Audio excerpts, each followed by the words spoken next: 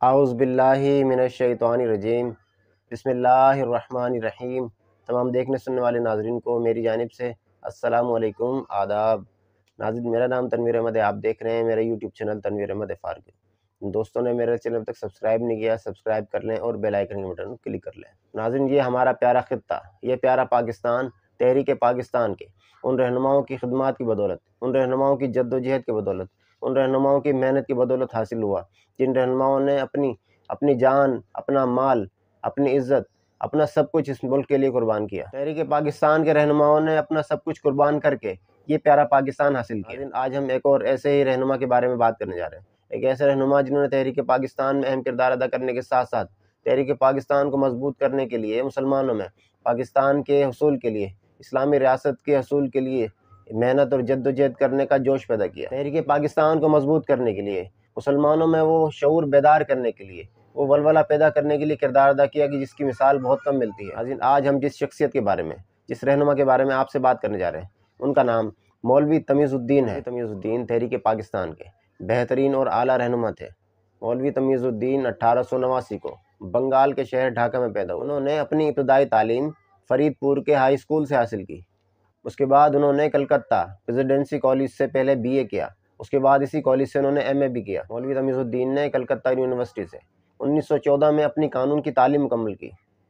آپ اپنے ابتدائی تعلیمی ادوار میں ہی مسلمانوں کی محرومیوں سے واقف ہو گئے تھے۔ آپ محسوس کرتے تھے کہ مسلمانوں کو کس طرح سے نظر انداز کیا جا رہا ہے، مسلمانوں کو کس طرح سے ان کے حقوق سے محروم کیا جا رہا ہے۔ آپ بچپن سے ہی نہایت ذہین تھے اور اپنے طالب علمی کے دور میں ہی آپ نے سیاست میں حصہ لینا شروع کر دیا۔ آپ نے اپنی وکالت کی تعلیم مکمل کرنے کے بعد کلکتہ ہائی کورٹ میں پریکٹس شروع کر دی تھی۔ مولوی تمیز الدین نے 1915 میں باقاعدہ آل انڈیا مسلم لیگ میں شمولیت اختیار کی اور آل انڈیا مسلم لیگ کو فعال کرنے کے لیے بھرپور طریقے سے میدان عمل میں آ گئے۔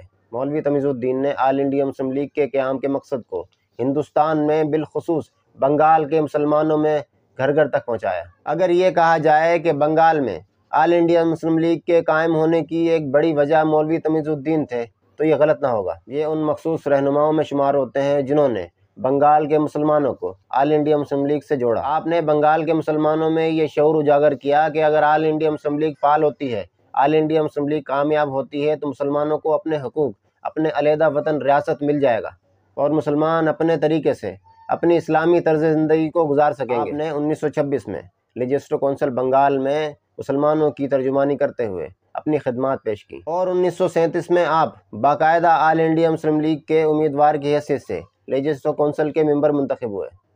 اس کے ایک سال بعد 1938 میں آپ بنگال کے وزیر صحت بنے۔ آپ نے صحت کے شعبے میں بھرپور خدمات انجام دی۔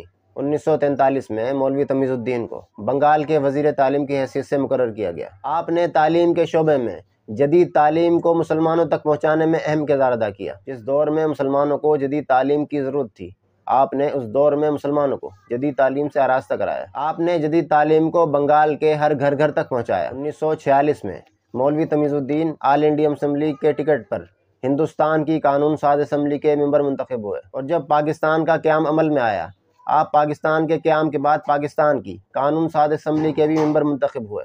قیام پاکستان کے بعد آپ کو اتفاق رائے سے مسلم لیگ کے نائب صدر کی حیثیت سے مقرر کیا گیا۔ قائد اعظم محمد علی جناح کے رحلت فرمانے کے بعد آپ پاکستان کی قانون ساز اسمبلی کے صدر منتخب ہوئے۔ اسی سال آپ نے پاکستانی وفد کی صدارت کرتے ہوئے روم کے پارلیمانی اجلاس میں روم کی پارلیمانی کانفرنس میں شرکت۔ اس کے کچھ عرصہ بعد آپ نے پاکستانی وفد کی قیادت کرتے ہوئے اطالیہ کا اور کینیڈا کا بھی دورہ کیا۔ 1958 تک مولوی تمیز الدین بنگال کے مسلم لیگ کے صدر کی حیثیت سے اپنے فرائض سر انجام دیتے رہے۔ 1962 کے انتخابات میں مولوی تمیز الدین پاکستان کی قومی اسمبلی کے ممبر منتخب ہوئے۔ مولوی تمیز الدین نے پاکستان کے قیام سے پہلے پاکستان کو بنانے کے لیے اپنی خدمات پیش کرتے ہوئے جو جد و جہد کی وہ ہم سب کے سامنے ہے۔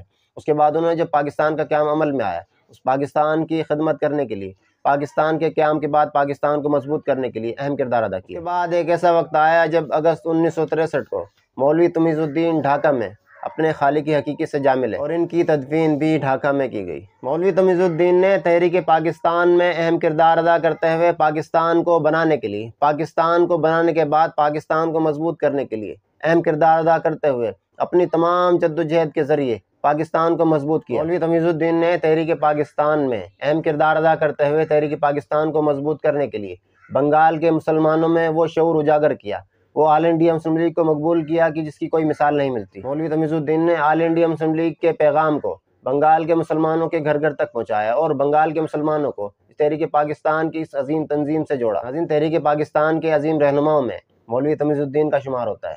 آج جس عظیم پاکستان میں ہم آزادی سے اپنی زندگی گزار رہے ہیں، اس عظیم پاکستان کو بنانے کے لیے تحریک پاکستان کے ان تمام رہنماؤں نے اپنی خدمات انجام دیتے ہوئے اپنی جد و جہد سے اس پاکستان کو بنایا۔ پاکستان کا قیام عمل میں لانے کے لیے تحریک پاکستان کے رہنماؤں نے اپنا سب کچھ اس تحریک پاکستان کے لیے، پاکستان کو بنانے کے لیے قربان کیا۔ ناظرین، آج ہم نے تحریک پاکستان کے ان عظیم رہنما کے بارے میں آپ سے بات کی۔